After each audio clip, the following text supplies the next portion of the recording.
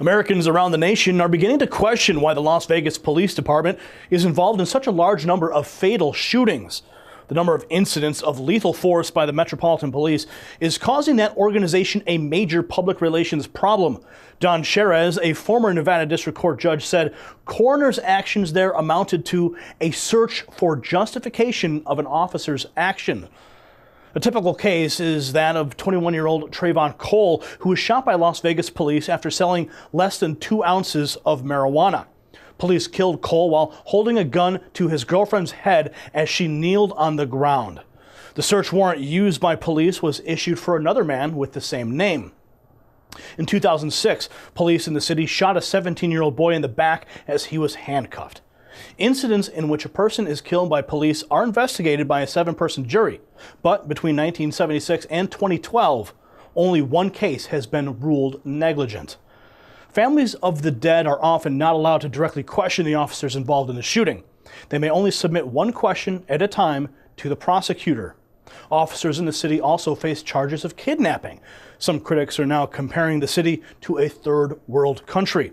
William Norman Grigg, he's an award-winning investigative journalist and author. He's written several books and was a regular contributor to the New American Magazine. Grigg recently wrote an article on LouRockwell.com about deaths caused by Las Vegas police. Well, Grigg is our guest today on the show. He's going to talk to us about the recent spree of killings in Sin City, and we'll be discussing who profits from those killings and how they may be avoided in the future. Welcome to the program, Will. Gary, it's good to be with you.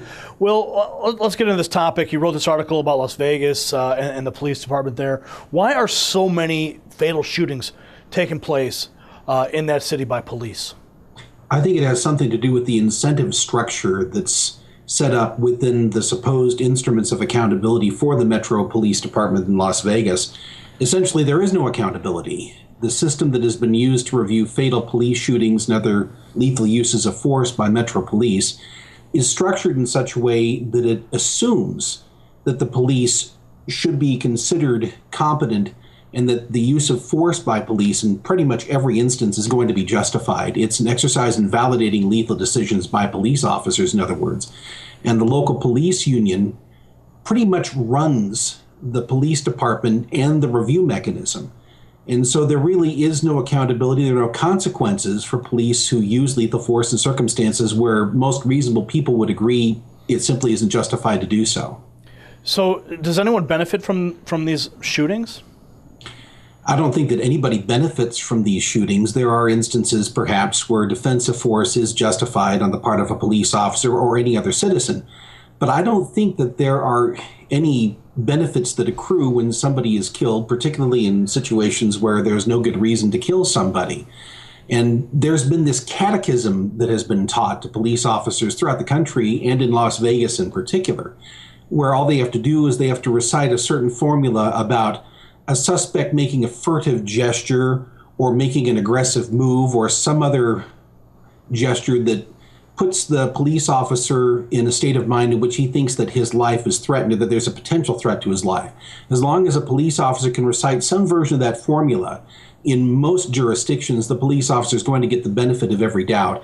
In the case of Las Vegas, it's considered self-ratifying. If a police officer says, "I felt threatened," then the threat existed and he was justified in the use of force. And I think Las Vegas is probably the most notorious jurisdiction where you have that system in place. Well, let me put the shoe on the other foot.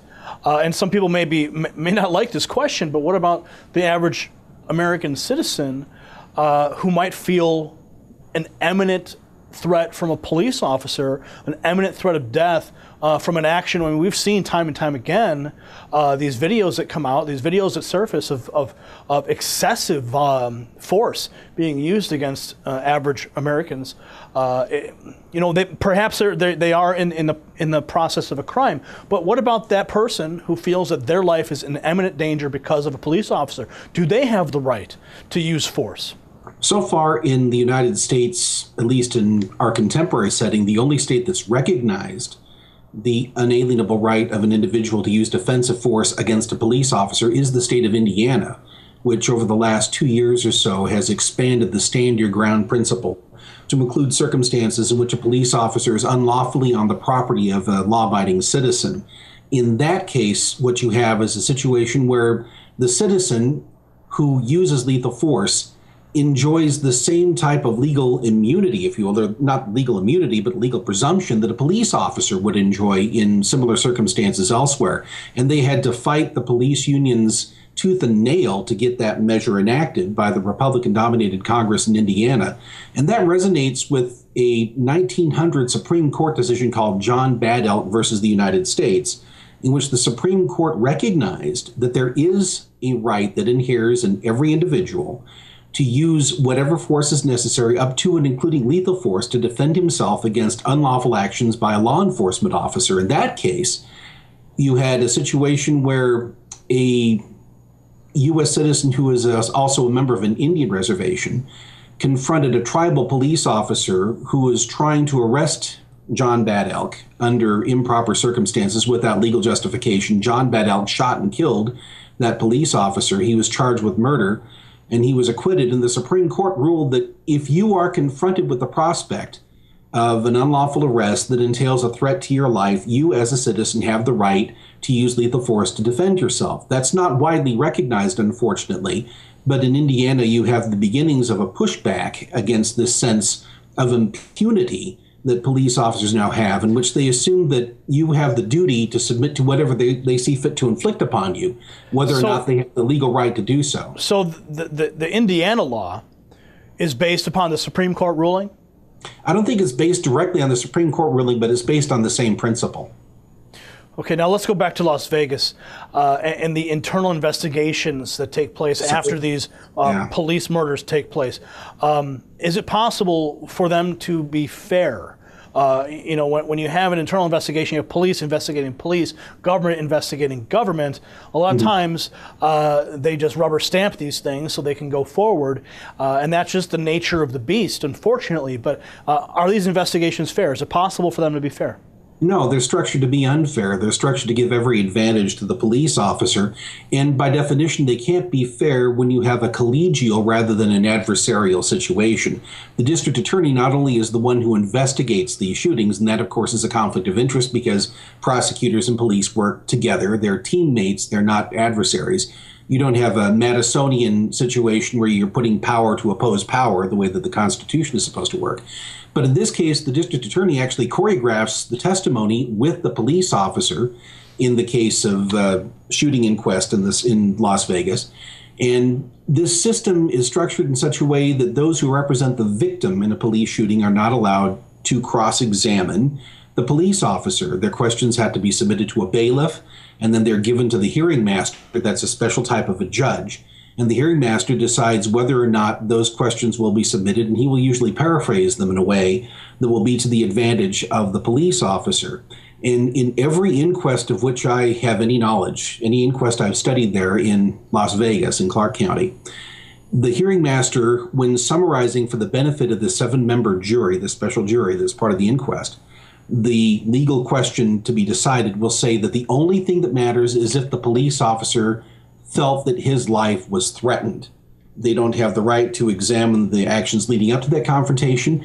They don't have the information, usually in adequate detail, to assess the merits of the police officer's sense that he was imperiled. All they have to know is that the police officer had a subjective impression that he faced potentially lethal harm.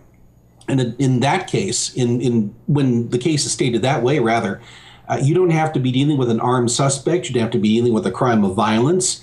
If a suspect makes a furtive movement, and that's one of the things that you hear quite frequently, the suspect is unarmed, he's on the floor, he's handcuffed, he's in a situation where no reasonable person would consider him a threat.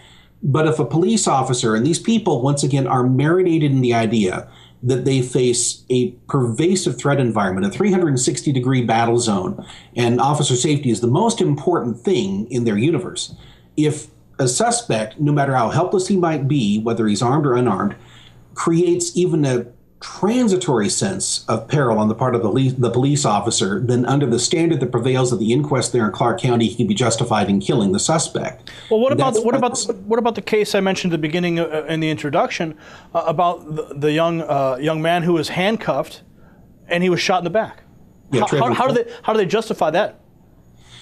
It's justified because the police officer considered himself to be at risk and because he recited some version of the formula. He made an aggressive move at me. I thought that my life was in danger, so I shot him. That's all the police officer has to say in Clark County in Las Vegas. All he has to say is that the suspect did something that precipitated this fear on my part, and because I was in fear for my life, I did what was necessary in order to protect myself and to carry out my job. And one of the things that Bill Scott, the father of the late Eric Scott, said to me, and he's, of course, investigated this to some depth because of what happened to his son, is that in the academy that produces law enforcement officers that go into the Metro Police Department in Las Vegas, this is certainly true of every other jurisdiction I've studied, including here in Idaho.